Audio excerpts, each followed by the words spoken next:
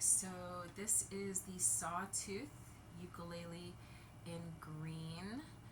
I do really like this ukulele. I think the size is really good. It's a very sturdily, well-made instrument.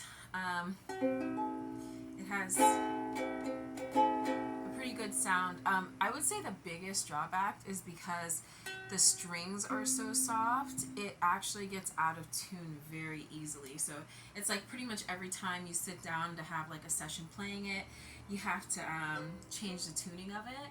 But other than that, like it's just a beautiful ukulele. Like it's beautiful. It's really good for learners. I personally have been learning myself. The one that comes on Amazon, like it actually comes with a book of like some great tunes to learn with. I personally am more of a like kind of hands-on learner than like learning things from a book. But like if you're somebody who likes to learn from a book, that's completely fine.